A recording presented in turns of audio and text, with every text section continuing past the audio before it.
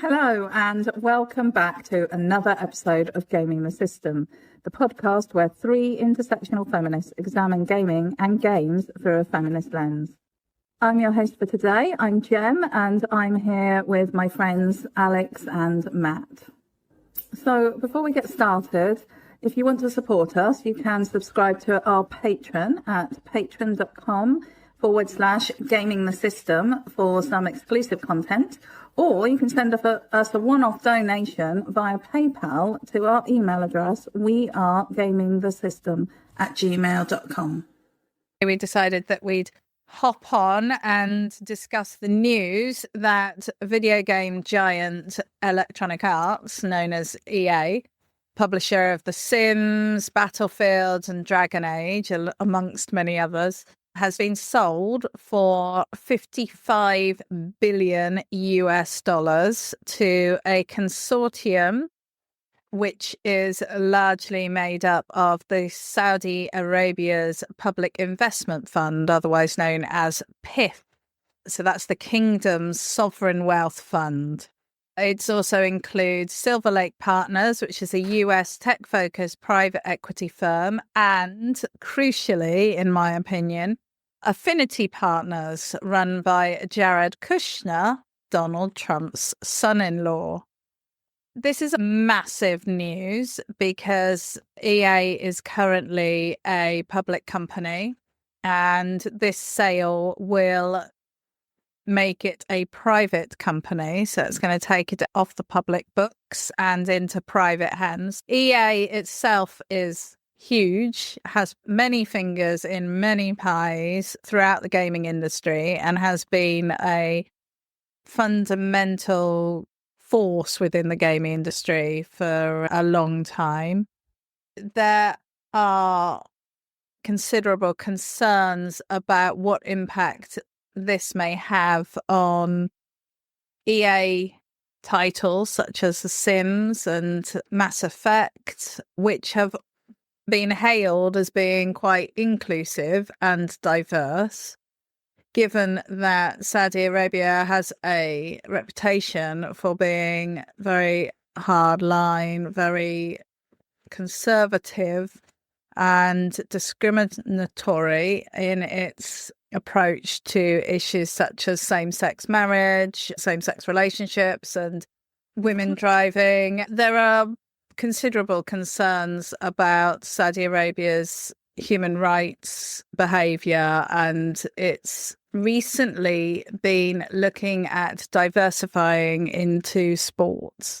And it seems likely that one of the key reasons they were so interested in EA is because EA has a massive eSports sector and is huge in that industry. There's a lot of money in eSports and it's a growing industry. And this is relevant to Saudi Arabia because obviously their main source of income at the moment is oil. That's going to become less of a pot of gold over time. The argument is that Saudi Arabia is diversifying its income and revenue streams, and this is one of the ways that it can continue to do that. The flip side of this is that there's concerns that this is game washing, and that Saudi Arabia are going to be using the reach of Electronic Arts across the globe as a way to promote soft diplomacy, improve its image around the world, and potentially, and probably more worrying, promote its views through gaming. The industry has reacted with quite a lot of shock to this news because there had been some rumours that it was coming, but I don't think it was expected to happen quite as soon as it did and in the way that it did. I took a look at one of our favourite subreddits, Girl Gamers, to see what they were thinking, and there's quite a lot of concern there about what impact this might have on the Sims going forward and other games that are very much beloved for their LGBTQ plus inclusivity. And some people were saying, this is my life. I love Sims. Sims is what I play. Sims is how I deal with the day-to-day challenges. And I don't feel like I can continue to play it because I don't want to be giving money to a regime that has such dubious and concerning attitudes to people's human rights. Other people are less concerned.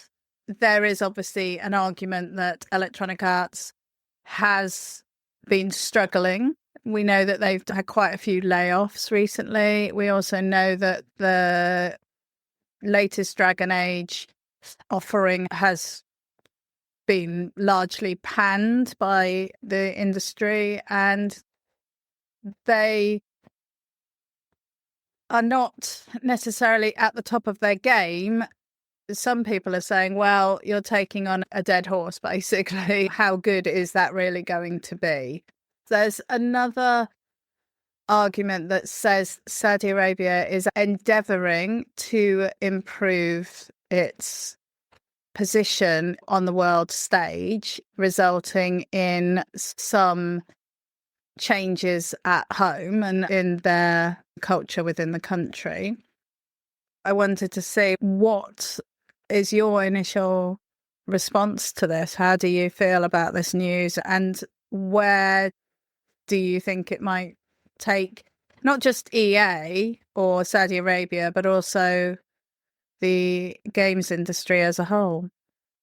I was quite disappointed and concerned to read the news, to be honest. I have some familiarity with PIF, the Public Investment Fund, because I'm a big tennis fan, as listeners to the pod might know, and they sponsor the ATP World Rankings. So it's the PIF. They sponsor the World Tour Finals. I think they have some involvement there as well. But essentially they're trying to get involved in a big way with tennis as a professional sport. It's all part of the bigger sports washing narrative. We've seen it with the Live Golf Tour, with WWE having its biggest tournament of the year in Saudi Arabia, buying EA, and thinking about the eSports. It's just an extension of that sports washing, eSports. So yeah, I can definitely see a trend happening, and it's all to sanitize the image of Saudi Arabia and draw attention away from the less moral aspects of the regime. That's a big worry, I think, generally, and it is disheartening to see so many big sports sell out, and they're offering a lot of money. So it's very difficult, obviously, particularly I think since the pandemic. It's had a big financial impact on the world, and people are struggling right now. So the offers must be quite lucrative. It doesn't fill me with good feelings about the moral. What does this mean morally for a lot of things? And what's the bottom line? What does it dictate? How is it going to control how everything is presented? And it's interesting thinking about what could happen in the future. I certainly think there would be more esports tournaments taking place in Saudi, more exhibitions, more big dazzly tournaments that kind of are designed to bring in perhaps big names of gaming. They'll be looking at that sort of thing, I think. I was reading an article about, it's spelled QIDDIYA, eSports and Gaming District, which is part of the area's entertainment and tourism project in Riyadh, and it will become a hub for gaming. So what they're hoping to do is to attract 10 million visitors a year to its venues by 2030. This was part of the Project 2030 that Saudi Arabia is trying to do, is getting all of these investments in to kind of, as you say, shore up its finances in the event it runs out of oil. It's all part of the master plan known as the National Strategy for Gaming and Esports, which aims to incubate 250 companies, create tens of thousands of jobs, and contribute $13.3 billion to the country's GDP, according to PIF. So that's what they've got on the PIF website, which is an interesting read. They're definitely looking at esports Yeah, and I think it's interesting because I feel esports is popular, but not in a massive way yet. Because of the games that are played during esports, you've got your very typical, stereotypical gamers, nerdy young men who I don't feel like it's the most inclusive of environments at the moment. No. So I feel like that will just take that and run with it. I don't see it becoming more inclusive in any way. I don't know how you feel, Matt, about it all. There are no positives to this. The least objectionable thing is still not good, because you look at their list of games, the only ones that I cared about are the BioWare ones, which is the Dragon Age, Salted the Earth. Nothing. Then the next Mass Effect game is going to be just as annihilating for that franchise, so I'm not even looking forward to what that could be. All the other stuff is the Madden stuff, mainly, and that makes a lot of money. And I heard the way they phrase their monetization strategies is post-release monetization strategies. So they don't care about making a game and selling it. They make the game, sell it, like with Madden, for £70, and then pack it full with unbelievable amounts of microtransactions. Another problem with this is I'm not an accountant. I don't have billions of dollars to invest in things, unfortunately. This isn't as simple as the private equity firms give $55 billion to the current EA executives, and then that's that. They pay $35 billion, but then the remaining 20 is actually a loan that is taken out. It's called leveraged buyouts. And apparently this is what happened to Toys R Us and what ruined Toys R Us. And the EA is taken on 20 billion of debt, and they have to pay that back with interest. So EA is putting itself in a precarious position. Another problem with all of this is the distribution of wealth. It's getting worse. The more it gets distributed around that level of people, the executives of EA, they're laughing all the way to the bank. It's just like the capitalist ruling class now, because you can't have people in charge who have no true stakes involved in the success of what they're working on. There are no executives in these massive corporations like Warner Brothers, EA, Disney, and Amazon. Their entire corporation could disappear like that, and then it wouldn't impact them at all. They just go, oh, never mind, and go off with their hundreds of millions of dollars. So they have no incentive otherwise to do anything other than just take the money and then come out with their corporate double speak. And there's this, someone shared the memo that the EA CEO sent out to its employees announcing this deal. It could have been written by an AI thing, just say all the corporate platitudes about innovation and excitement and opportunities. But clearly this is not a PR thing, it's a internal memo thing. This is a historic moment, and with the support of our new partners, the future we are building together is brighter than ever. And then directly after that is the cautionary statement regarding forward-looking statements. Bear in mind, it says the future is brighter than ever. Some statements set forth in this communication contain forward-looking statements that are subject to change. It is brighter than ever, though. Statements including words such as anticipate, believe, expect, intend, estimate, plan, predict, seek, goal, will, may, likely, could, and the negative of these terms, future, and similar expressions that predict or indicate future events or trends that are not statements of historical matters may identify forward-looking statements. Wow. And that is another part of the problem. They can say anything, but then in the small print, they say the absolute opposite of that. Mm-hmm. So the only thing that is guaranteed is that they get the money. Everything else is completely subject to change. Then Saudi Arabia sports watching things, they've got $1 trillion in this fund, and they show that to everyone and go, you can have a chunk of this.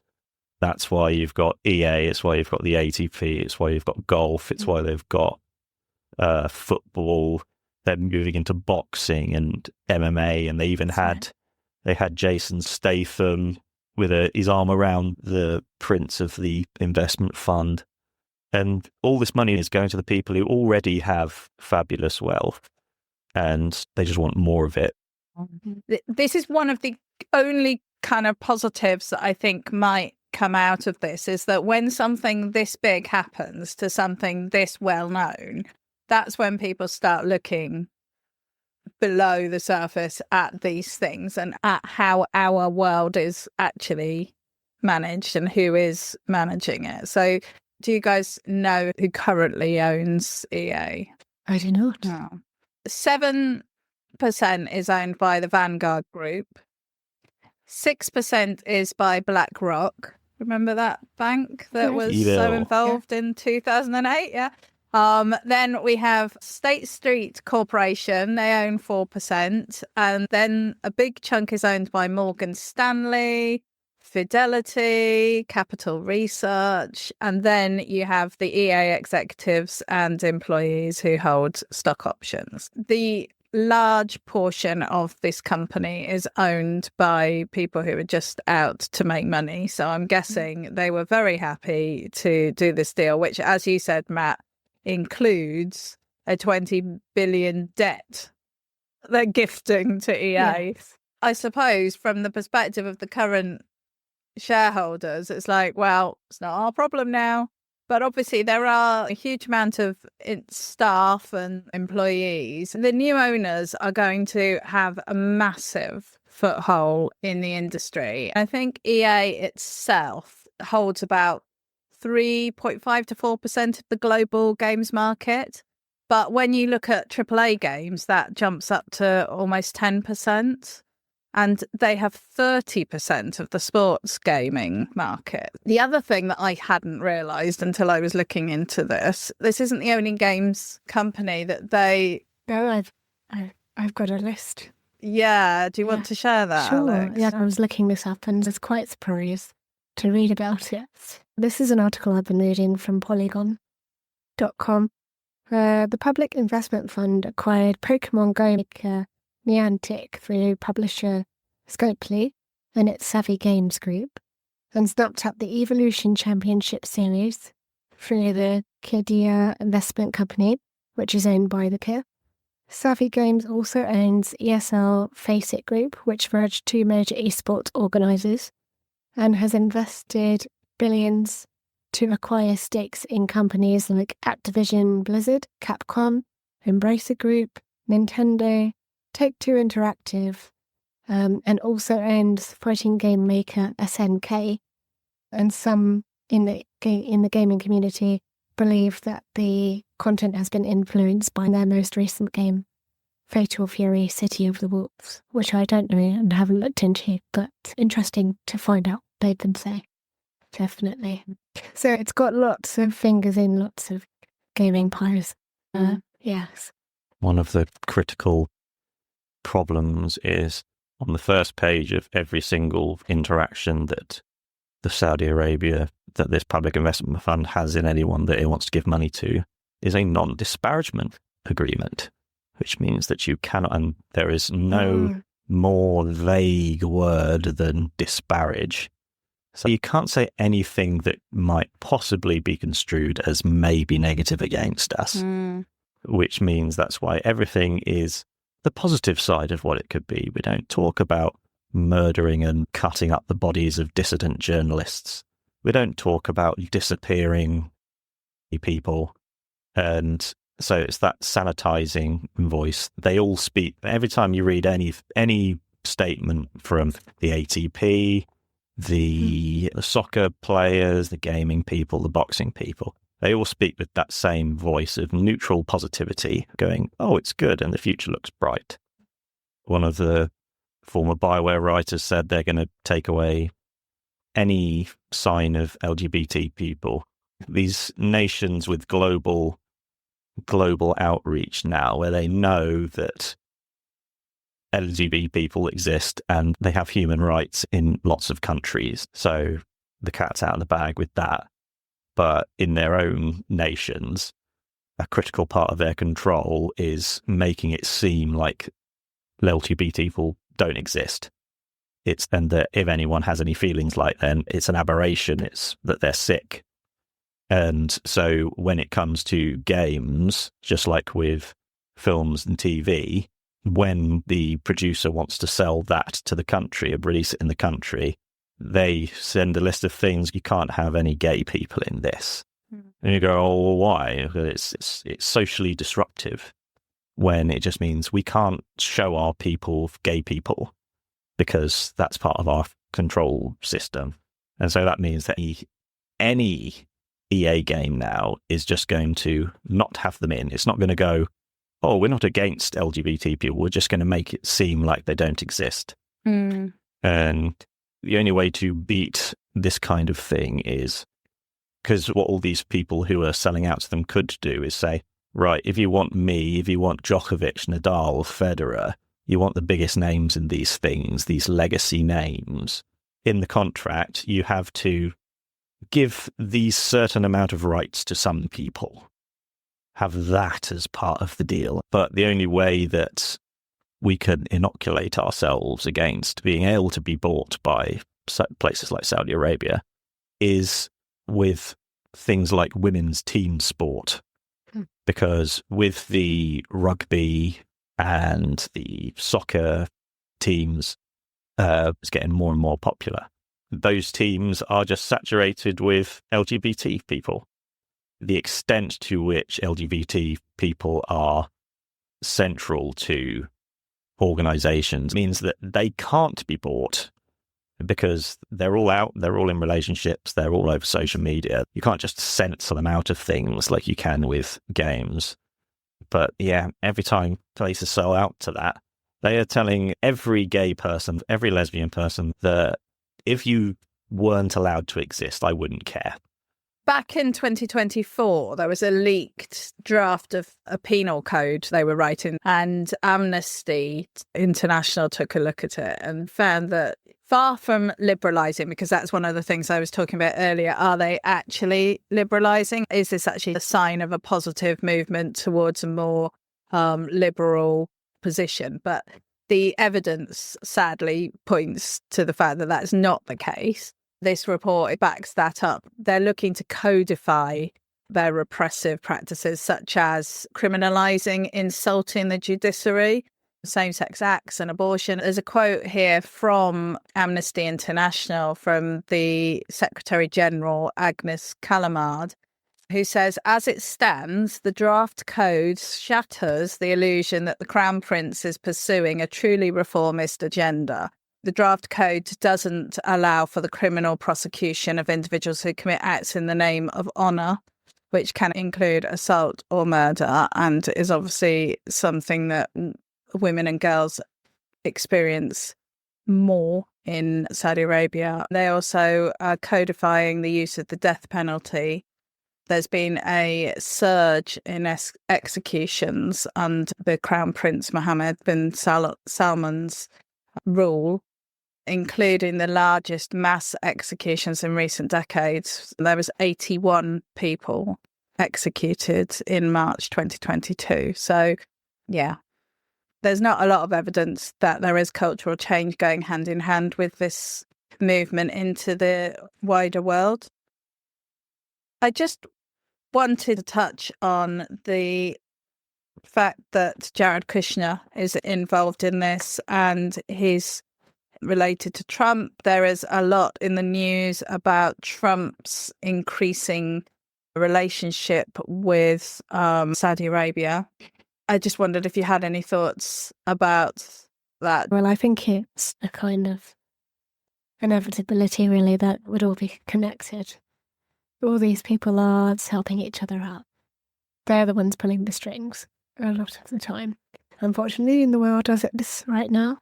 I'm afraid, yeah, that's kind of sums up my thoughts. I'm not surprised, even though I didn't know about the connection. But now that you've said it, I'm not surprised at all.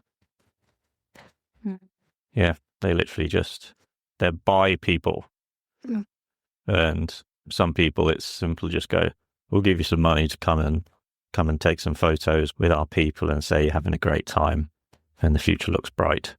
And then some people that Donald Trump's going, we just give his family a little bit of money and he'll do literally whatever we want. We don't have to be subtle with him. We give him a few $1 billion. They did this in Trump's first term. American politics work like that. You can give unlimited amounts of money to elected people. So they do it for money anyway. And it's just much more extreme with Trump because he's such a lunatic narcissist. And so, yeah, it's just more power for Trump going in the wrong way. Can't they just leave gaming alone? I just wanted to add, I found out what they've done to that fighting game. It was published in April earlier this year. Fatal Fury, a beloved 2D fighting game series, hadn't seen a new entry since 1999. The excitement for this new game turned to bewilderment when the company revealed last month that global soccer star Cristiano Ronaldo would be a playable character. Joined days later by Salvatore Ganacci, a Bosnian-Swedish DJ. This is more than a way to sell a single video game. It's also the fruit of Saudi Arabia's efforts to invest in sports and entertainment. Through its non-profit organisation, the MISK Foundation, founded by Saudi Crown Prince Mohammed bin Salman, Saudi Arabia now owns 96% of SNK. Ronaldo plays for a Saudi Pro League soccer team owned by the Saudi royal family, and Ganacci has performed at Saudi sporting events. So that kind of draws a nice little circle there, doesn't it? Yeah. So it all joins up and it illustrates that everyone's just helping each other out and all the money is going back to them. They're trying to do it to get more people to play that fighting game. I mean, it's not odd for them because it makes sense for them, but who'd have thought Cristiano Ronaldo and a Bosnian Swedish DJ? Odd combination for a fighting game. But if that's a sign of things to come, who knows what shape EA will take in future. Well, I think that's about as positive an end as we can bring it to at this point. We'll obviously come back to this and follow the story and see what happens. I think overall it's a no from us. Anyway, we just wanted to bring you this as a bit of a breaking story because it's very close to our hearts and we know it's close to many of our listeners' hearts. Let us know your thoughts and we'll see you every Thursday. Thank you both and bye. Bye-bye. Bye.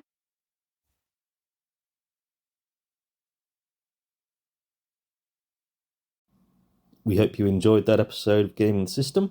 If you want to support us, you can donate to us through our PayPal by sending it to wearegamingthesystem@gmail.com if you want to send us a one-off donation. If you want to donate to us monthly, you can subscribe to our Patreon at patreon.com/gamingthesystem.